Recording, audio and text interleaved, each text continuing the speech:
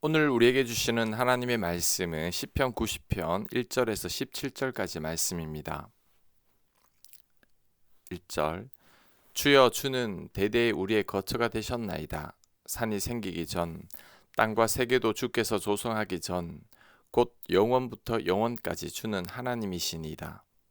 주께서 사람을 티끌로 돌아가게 하시고 말씀하시기를 너희 인생들아 돌아가라 하셨사오니 주의 목전에는 천년이 지나간 어제 같으며 밤의 한순간 같을 뿐임이다.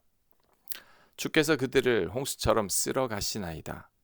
그들은 잠깐 자는 것 같으며 아침에 돋는 풀 같으니이다. 풀은 아침에 꽃이 피어 자라다가 저녁에는 시들어 마르나이다. 우리는 주의 노에 소멸되며 주의 분내심에 놀라나이다. 주께서 우리의 죄악을 주의 앞에 놓으시며 우리의 은밀한 죄를 주의 얼굴빛 가운데 두셨사오니 우리의 모든 날이 주의 분노 중에 지나가며 우리의 평생이 순식간에 다하였나이다. 우리의 연수가 70이요 강건하면 80이라도 그 연수의 자랑은 수고와 슬픔뿐이요 신속히 가니 우리가 날아가나이다. 누가 주의 노여움의 능력을 알며 누가 주의 진노의 두려움을 알리이까. 우리에게 우리 날 계수함을 가르치사 지혜로운 마음을 얻게 하소서. 아멘. 시편 90편은 모세의 시입니다. 학자들은 모세가 이 시편을 광야에서 썼다고 말합니다. 이스라엘 백성들을 가나안 땅으로 인도한 후 모세가 죽었으니 이 시는 모세가 광야에 있을 때 기록한 시일 것입니다. 모세는 40년간 광야 생활을 하는 동안 많은 백성들이 하나둘 죽어가는 것을 본 사람이죠. 인생이 허무한 것임을 안 사람입니다. 이 시를 통해서 몇 가지 교훈을 살펴보겠습니다. 첫째, 우리는 하나님 앞에 아무것도 아닙니다. 모세는 2절에서 이렇게 말합니다. 산이 생기기 전, 땅과 세계도 주께서 조성하기 전, 곧 영원부터 영원까지 주는 하나님이시니이다. 아멘. 우리가 바라보는 산들은 수천 년 전 사람들도 바라보았고 우리가 사라진 후에도 그대로 서 있을 겁니다. 그런데 하나님은 그 산이 생기기 전부터 계셨죠. 땅도 하늘도 우주도 하나님의 손에서 만들어진 거죠. 하나님은 영원부터 영원까지 스스로 존재하시는 분입니다. 하지만 그 하나님 앞에 인간은 어떤 존재입니까? 4절입니다. 주의 목전에는 천년이 지나간 어제 같으며 밤의 한순간 같을 뿐임이니이다. 우리가 정말 길게 여기는 천년이 하나님께는 어제와 같고 한순간 같다고 합니다. 하나님 앞에서 우리는 실로 먼지와 같죠. 모세는 여기서 멈추지 않고 또 부연해서 설명합니다. 5절에서 6절입니다. 주께서 그들을 홍수처럼 쓸어 가시나이다. 그들은 잠깐 자는 것 같으며 아침에 돋는 풀 같으니이다. 풀은 아침에 꽃이 피어 자라다가 저녁에는 시들어 마르나이다. 아멘. 하나님께서 우리를 홍수처럼 쓸어 가신다고 하는데 순식간에 사라진다는 거죠. 또한 우리들의 삶이 피곤해서 잠깐 쪽잠을 자는 것 같다고 하고 아침에 잠깐 돋았다가 저녁에 시드는 풀과 같다고 합니다.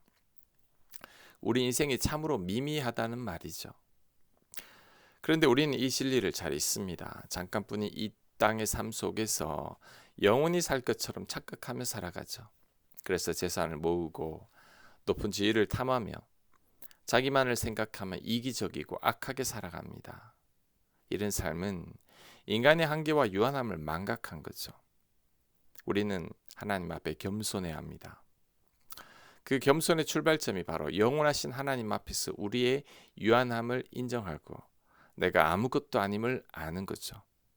그래서 모세는 12절에서 우리 날 계수함을 가르치사 지혜로운 마음을 얻게 하소서라고 말한 겁니다. 우리의 한계를 깨달아 하나님 앞에 겸손하라는 뜻이죠.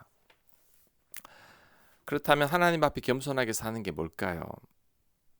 나는 죽고 내 안에 주님만 살게 하는 거죠. 내 뜻과 생각은 다 내려놓고 주님만 의지하고 주님만 바라보며 사는 겁니다. 잠언 3장 말씀을 기억해야 합니다. 잠언 3장 5절입니다. 너는 마음을 다하여 여호와를 신뢰하고 내 명철을 의지하지 마라. 너는 범사의 그를 인정하라. 그리하면 내 길을 지도하시리라. 아멘. 우리는 마음을 다하여 하나님만을 신뢰합니다. 우리의 명철과 지혜를 의지하지 말아야 합니다. 범사의 주님을 인정해야 합니다. 그래서 주님의 지도하심을 받으며 살아야 합니다. 이게 바로 겸손이죠. 우리는 하나님 앞에 아무것도 아님을 명심해야 합니다. 자, 두 번째 주는 교훈은 우리 인생은 수고와 슬픔뿐이라는 거죠. 모세는 인간의 유한함을 말한 다음에 10절에서 이렇게 말합니다. 우리의 연수가 70이요 강건하면 80이라도 그 연수의 자랑은 수고와 슬픔뿐이요 신속히 가니 우리가 날아가나이다. 과거 모세 때에는 사람이 70년 정도 살았고 건강한 사람들은 80년까지 살았습니다. 그런데 그 모든 연수의 자랑이 결국 수고와 슬픔뿐이라고 합니다. 즉 내가 80까지 살았다는 말은 남들보다 수고와 슬픔이 더 많았다는 얘기밖에 안 된다는 거죠. 참 허망하고 허탈한 얘기죠. 우리들의 인생이 결국은 수고와 슬픔뿐이라는 말입니다. 그런데 가만히 보면 그런 것 같습니다. 교인들이 교회에서 만나면 서로가 다 웃고 즐거워하지만 목회자의 입장에서 각 가정마다 깊이 들어가 보면 가정마다 수고와 슬픔이 없는 가정들이 없습니다. 기도 제목이 없는 가정이 하나도 없습니다. 드러나지 않았을 뿐이지 가정마다 상처와 아픔들이 다 있습니다. 그래서 모세는 연수의 자랑은 수고와 슬픔뿐이라고 한 거죠. 그렇다면 우리들의 인생이 왜 이렇게 고달픈 인생이 되었을까요? 죄 때문입니다. 창세기 3장은 말합니다. 땅은 너로 말미암아 저주를 받고 너는 내 평생에 수고하여야 그 소산을 먹으리라. 아담이 하나님을 떠난 그 순간부터 수고와 슬픔은 인간들의 삶에 들어왔죠. 이것은 단지 농사의 고됨을 말하는 것이 아닙니다. 죄로 인해 하나님과의 관계가 깨졌을 때 찾아오는 삶 전체의 무게를 말하는 거죠. 누가복음의 탕자가 그 좋은 예입니다. 아버지를 떠나 먼 나라로 간 아들은 처음에는 좋았죠. 돈도 있고 자유도 있고 하고 싶은 거 다 할 수 있었죠. 근데 얼마 지나지 않아 수고와 슬픔만 남았습니다.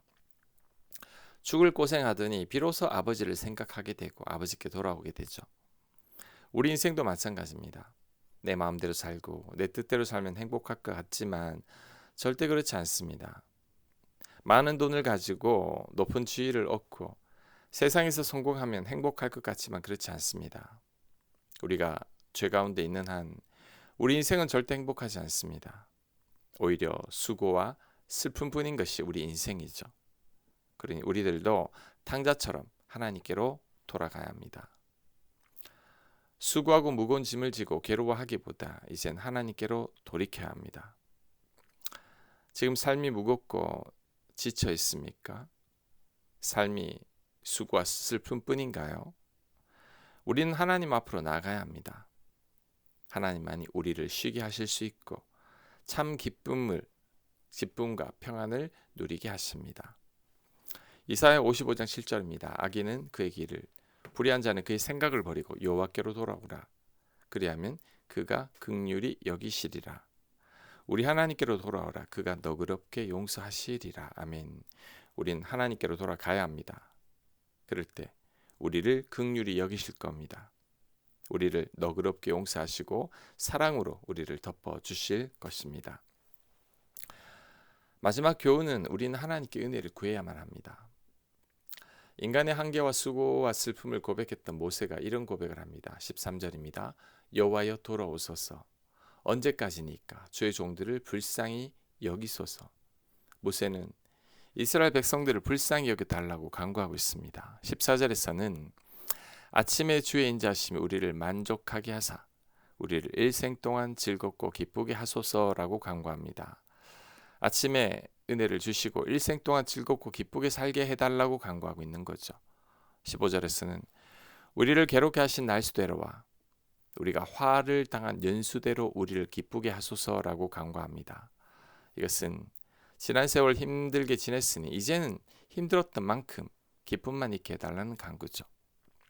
16절에서는 주께서 행하신 일을 주의 종들에게 나타내시며 주의 영광을 그들의 자손에게 나타내소서라고 간구하는데, 이것은 자손들에게 복을 달라는 간구입니다.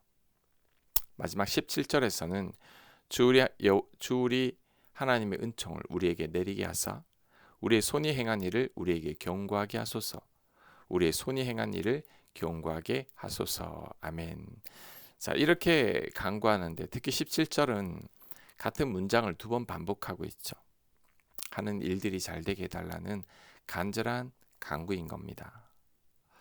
모세는 지금 하나님께 간절히 은혜를 구하고 있죠. 찰나와 같은 인생, 수고와 슬픔 부린 인생, 하나님 은혜 없이는 도저히 살아갈 수가 없죠. 그 어느 누구보다 잘 아는 모세이니까 하나님의 은혜를 간절히 구하고 있는 겁니다. 우리들도 이렇게 합니다.